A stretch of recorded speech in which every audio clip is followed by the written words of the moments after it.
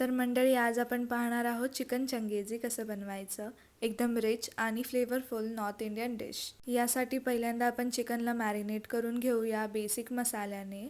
यामध्ये टाका थोडं दही आणि लिंबाचा रस. हे मॅरिनेट करून ह्याला फ्राय करून घ्या. आता दुसऱ्या पॅनमध्ये आपण घेणार आहोत थोडे खडे मसाले, कांद्याचा रंग बदलत आला की त्यामध्ये टाका मिरची आणि टोमॅटो. यामध्ये थोडंसं मीठ टाकून हे वाटप शिजू देऊया. तोपर्यंत आपण फ्राय झालेलं चिकन एका बोलमध्ये काढून घेऊया. आता दुसऱ्या पॅनमध्ये आपल्याला जिरा आणि कांद्याची फोडणी द्यायची आहे. त्यामध्ये आपलं कांदा टोमॅटोचं वाटप टाकून घ्यायचं आहे. तसंच दही आणि काजूची पेस्टही ॲड करायची आहे. यामुळेच या ग्रेव्हीला क्रीमी टेक्स्चर येणार आहे. तसंच आपलं फ्राय केलेलं चिकन यामध्ये टाका आणि एक उकळ काढून फ्रेश कोरिअँडरने गार्निश करा आणि गरमागरम सर्व करा. रोटी किंवा चपाती सोबत आपलं चिकन चंगेजी. आणि अशाच रेसिपीसाठी फ्लेवर डायरीला नक्की फॉलो करा. बाय.